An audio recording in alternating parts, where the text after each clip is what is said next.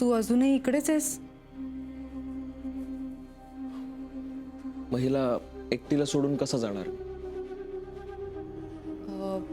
मानसी कधी येणार आहे माहितीये? माहित नाही. सो मानसी येईपर्यंत तू नक्कीच थांबणार असशील, बरोबर? तू ईशाला सांभाळत असेल तर मी जातो लगेच. तुला माझं उत्तर माहितीये, वेगळं काही सांगायची गरज आहे? म्हणूनच मानसी किंवा आजी आजोबा येईपर्यंत मला थांबावं लागेल, नाहीतर ईशा एकटी पडेल, नाही का? बाय द वे विक्रांत, बारशाला तुला यायची सुद्धा इच्छा नव्हती ना रे? ईशाच्या बारशाला? ईशा विक्रांत दळवी हे नाव वाचून सुद्धा तुला फार त्रास झाला होता ना? मग आता काय झालं? अचानक ईशाबद्दल एवढं प्रेम उफाळून आलं? आता त्रास नाही होत? ही तुझी मुलगी नाहीये ह्याचा? एक मिनिट, मी उफाळलेलं प्रेम दाखवायला आलेलो नाही. मी ईशाला बघायला आलो. आणि त्रासाबद्दल जर तू विचारत असशील तर मला त्रास होतो, एक माणूस म्हणून आणि त्याही पेक्षा एक डॉक्टर म्हणून. आणि ही माझी मुलगी नाहीये ह्याचा मला त्रास नाही होत, पण तुझ्यामुळे तिची पुढे काय अवस्था होईल ह्याचा विचार केला ना, त्या भीतीने मला त्रास होतो. ओके, मला सांग, तुमच्या हॉस्पिटलमध्ये डिलिव्हरीज वगैरे होत असतील ना? खूप मुलं जन्माला येत असतील. सो प्रत्येक मुलाच्या घरात तिची आई तिची कशी काळजी घेते हे बघायला जातोस तू? हे बघ, हॉस्पिटलमध्ये जेव्हा एखादं बाळ जन्म घेतं ना, तेव्हा त्याच्या आईला आनंद होतो. तिच्या डोळ्यात पाणी येतं, ती त्याला कवटाळते. तेव्हाच लक्षात येतं की ह्या बाळाची उत्तम काळजी घेतली जाणार आहे. पण एखाद्या आईच्या शेजारी जेव्हा बाळ ठेवलं जातं तेव्हा त्याला इथनं लगेच हलवा, त्याच्या आवाजानेही मला त्रास होतोय असं जेव्हा एखादी आई म्हणते ना, तेव्हा प्रश्न निर्माण होतो, त्या बाळाचं पुढे काय होणार, कसं होणार? ईशाला एक बेजबाबदार आई मिळाली, बाकीच्यांचं तसं नसतं. मान्य करते ना मी बेजबाबदार आई आहे. मुळात मला या बाळाची जबाबदारीच नको होती रे. पण आता मला बघायचंय ना तू किती जबाबदार आहेस. काय झालं, काय झालं? झोप मोडली? झोप मोडली बाळाची? काही नाही, काही नाही.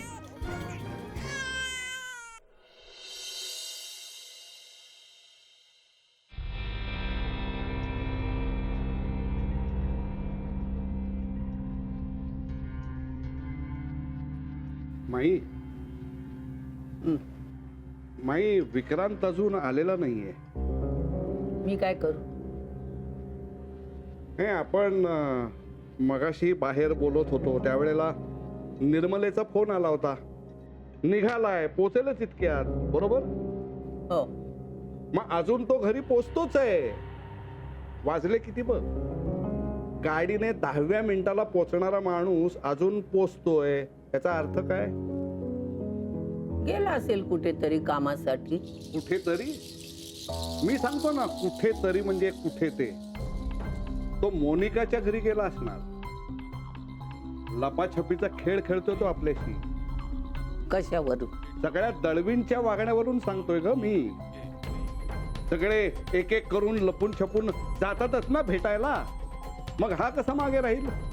आणि हा त्या मुलीला सांभाळणार म्हणतोय. नानू, ही सगळी बडबड आत्ताच करायला हवी का मला सांग? हे बघ, मला या सगळ्यामध्ये पाडू नकोस तू. नाही माई, अगं असं करून कसं चालेल? आत्ता नाही तर कधी? एकदा वेळ निघून गेल्यावर मग. आणि तूच जर अशी माघार घेतलीस तर आम्हाला इथं विचारणार आहे कोण? अरे मग मी काय करू सांग ना. मला सांग की तो का गेला त्या देशपांड्यांच्या घरी? मला माहित नाही तो खरंच का गेला ते. कळलं? आणि गेला असेल तर तो का गेला हे मला विचारू नको. माई, विचार ना त्याला. आता तुझ्याशिवाय दुसरं कोण विचारणार आहे ग? माई, त्या मोनिकाने जे दिवे लावलेत ना ते ऐकून माझ्या अंगावर तर काटा आला. मुळात ही अशी मुलगी आपल्या घरात आलीच कशी? काय चुकतंय, काय आपलं काही कळत नाही. कोणाची कोणती ईशा आणि तिचा सांभाळ म्हणणे हा विक्रांत करणार. थोडक्यात आपण सगळे दळवी. पण मी म्हणतो संबंध काय आपला, आपण का म्हणून सांभाळायचं? अरे त्या घरावर बहिष्कार घालून तिथं जायलाच नकोय आपण. अरे काही मान अपमान वगैरे काही आहे का नाही? विक्रांतला त्या मुलीने एवढं फसवलंय आणि एवढं फसवल्यानंतर सुद्धा तो तिच्या मुलीशी जर खेळणार असेल ना तर कहर आहे कहर. मग मला सांग माई, आपण तरी का त्या विक्रांतला समजून घ्यायचं?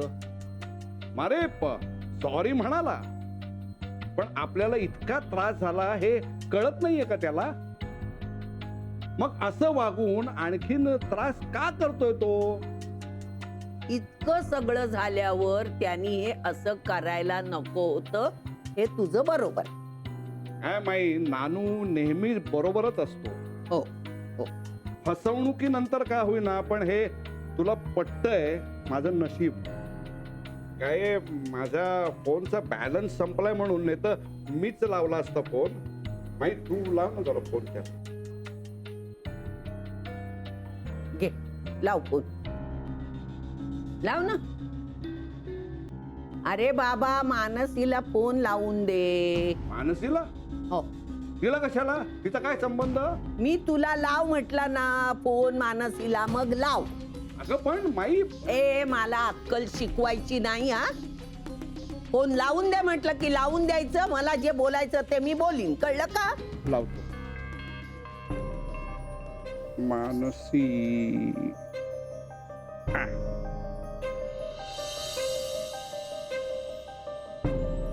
का मी इतका अस्वस्थ होतो? मला कुठलेही वेगळे अर्थ काढायचे नाहीये. मी इन्सिक्युअर होऊन विचार करणार नाहीच आहे.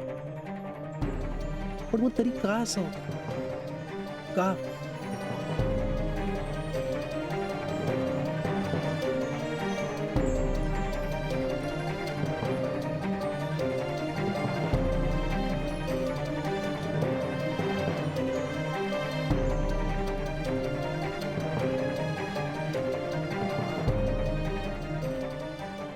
थँक गॉड ही शांत झाली. भूक लागलेली असली ना आणि हिचा रडण्याचा आवाज ऐकला ना, डोकंच फिरतं माझं. त्यासाठी तिला शांत करावं लागतं, जे तू कधीच केलेलं नाहीस. आणि यापुढे करणारही नाही. तू हे असं बोलायला लागलीस ना की माझ्या डोक्यात तिडीक जाते मोनिका, आणि हिच्या भविष्याची काळजी निर्माण होते, कळलं? मग नको करूस ना तिच्या भविष्याचा विचार. मग कोण करणार आहे? तू करणार आहेस? तू काय करतेस ते दिसतंय मला. रोज कुणी ना कुणी तिची काळजी घेते म्हणून एक एक दिवस तरी नीट जातोय तिचा. पण उद्या जेव्हा आजी आजोबा नसतील, मानसी नसेल, तेव्हा काय करणार आहेस तू? त्याची तू कशाला काळजी करतोयस विक्रांत? मी आई आहे ना तिची. तिचं काय करायचं ते मी बघून घे. तो सर्वस्वी माझा प्रश्न आहे. नाही, तो माझा प्रश्न आहे. आणि तो मी सोडवणार. म्हणून मी इथे येतच राहणार आहे आणि हिला भेटत राहणार आहे, कळलं? हे बरं आहे ना, सगळं तूच ठरवून मोकळा होतोस. मग कोण ठरवणार आहे? ज्या मुलीची जबाबदारी मी घेतली आहे तिच्या बाबतीत काय करायचं ते मीच ठरवणार. मला तिला वेळ द्यायचा आहे. Okay, that's good. नाही, विचार फार चांगला आहे तुझा, पण या सगळ्यासाठी तुला माझी परमिशन लागेल असं वाटत नाहीये. मुळात तुझी इच्छा असो वा नसो, डिवोर्स नंतर ही माझ्याकडेच राहणार आहे. आणि त्या बाबतीत माझी बाजू जास्त स्ट्रॉंग आहे ना, राईट? बघू पुढे काय होतंय ते. आणि तुझी बाजू जास्त स्ट्रॉंग आहे असं म्हणणं आहे ना तुझं? मग थोडा वेळ सांभाळ की ईशाला.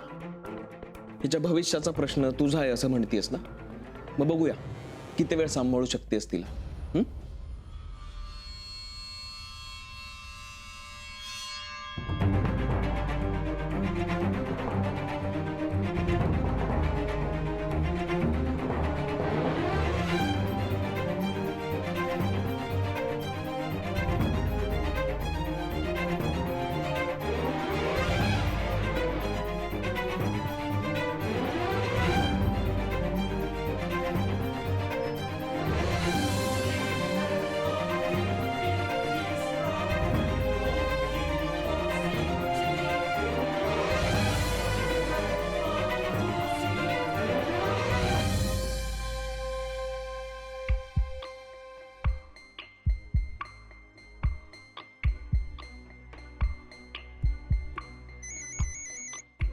आजी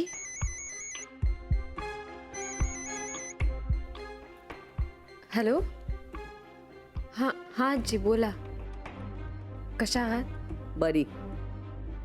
तू कुठे आहेस? मी माझ्या घरी अच्छा, मग विक्रांत तिथे आहे?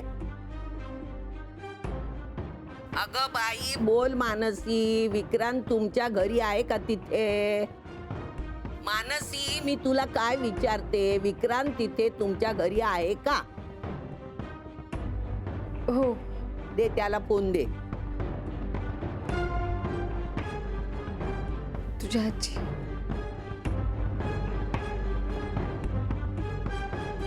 बोला जी. ताबडतोब तू घरी निघून ये.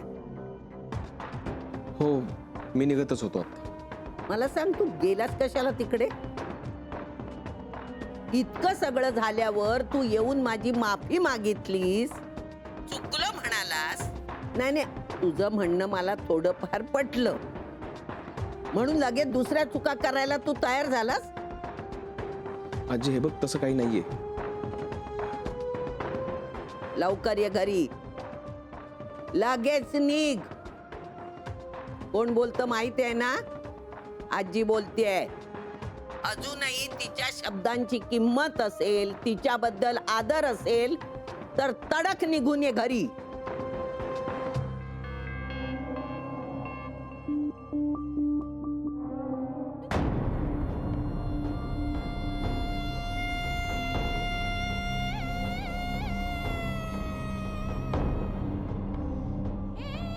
नाही, आता तू खरी माई शोभतीये.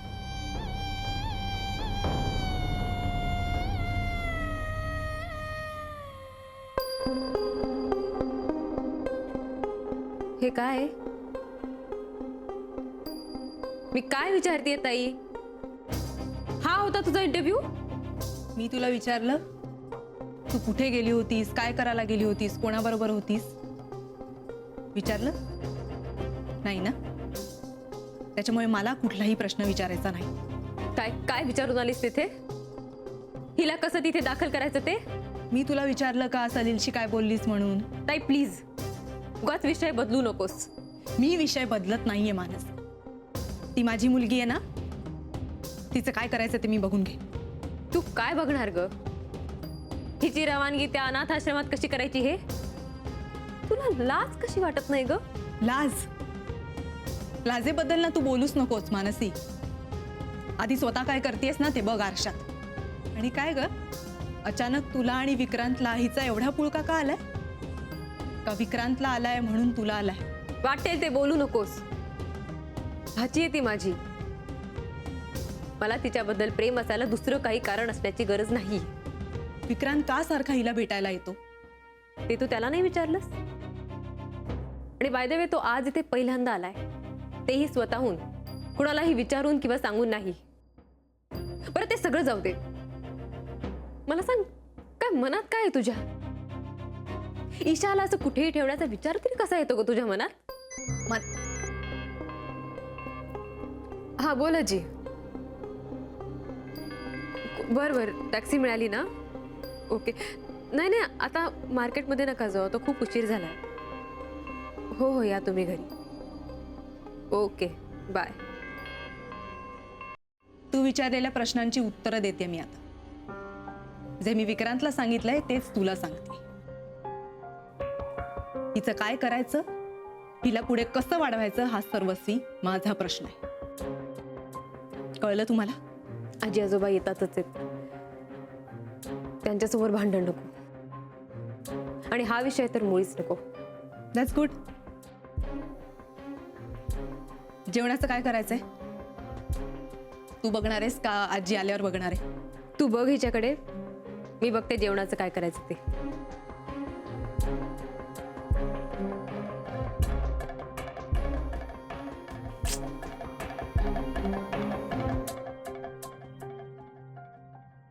अरे एकटाच आलास?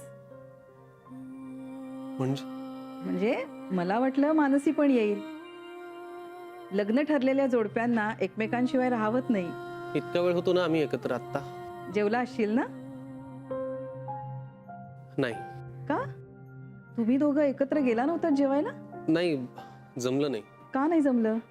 नाही, काही नाही. काही नाही म्हणजे? अगं म्हणजे ईशा घरी होती ना एकटी, म्हणून मग. अच्छा, म्हणजे ईशा असल्यामुळे तुमच्या दोघांचं प्लॅनिंग बारगळलं तर? नाही नाही नाही, असं काही नाहीये. आम्ही गेलो होतो रेस्टॉरंटला, पण काय, मानसीचं लक्ष घराकडे असणार. तिची बहीण कुठे होती मग? रविवारची संध्याकाळ असून सुद्धा मानसी बिझीच. एरवी काम आणि आता भाजी. आई अगं नेहमी नेहमी असं होत नाही. आज तिची आजी आजोबा घरी नव्हते म्हणून तिला जरा थांबावं लागलं घरी. तरी बरं विक्रांत आला म्हणून आम्ही बाहेर तरी पडू शकलो. हा, फक्त एकत्र जेवलो नाही आम्ही, बस. विक्रांत, तो कशाला आला होता तिथे? हे तू ईशाला भेटायला. अरे पण ईशा त्याची मुलगी नाहीये ना. आई तू कुठल्या काय या गोष्टीत लक्ष घालतीयस? त्यांचं ते बघून घेतील ना आपापसात. त्यांचं ते बघून घेत नाहीयेत म्हणून तर प्रत्येक वेळी मानसी त्यात पडते. तुला नाही तसं वाटत? खरं तर बहिणीचं लग्न ठरलंय म्हटल्यावर एखाद्या बहिणीनं आपल्या मुलीची जबाबदारी तिच्यावर सोपवली नसती. पण इथे सगळंच उलट आहे. आई तू लगेच काहीतरी अंदाज बांधू नको. नेहमी नेहमी असं होत नाही. एरवी असतो ना आम्ही एकत्र. आजचा दिवस जरा वेगळा होता. तिला घरी थांबावं लागलं आणि जावं लागलं नंतर. बरं, जेवायला काय करू? म्हणजे मला वाटलं तुझं झालं असेल म्हणून मी माझ्यासाठी खिचडी करणार होते. ए बाळा, अरे लक्ष कुठे आहे तुझं? जेवणार आहेस ना तू?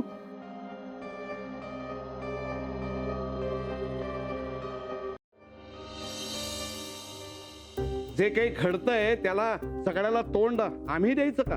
हा, तुम्ही आपल्या आपापल्या खोलीत लपून बसता. आम्ही कशाला लपून बसू? काहीतरी काय बोलतोस? कशाशी संबंध आहे का तरी उगाच? तुमचा मुलगा आहे एवढा तरी संबंध आहे ना. हा, समजावा त्याला. पण तो आहे कुठे? येईल. माई सुद्धा वाट बघते त्याची. म्हणजे समजवा त्याला असं का म्हणताय? अगो बाई, परत काही झालं की काय? आई प्लीज सांग ना काय झालंय? ये ये विक्रांत ये. नानू, मी बोलू? बोल विक्रांत, का गेला होतास तिथे? सॉरी, चुकलो, हे ऐकायचं नाहीये. हा? आजी मी मोनिकाच्या घरी गेलो होतो कारण मला ईशाला भेटायचं होतं.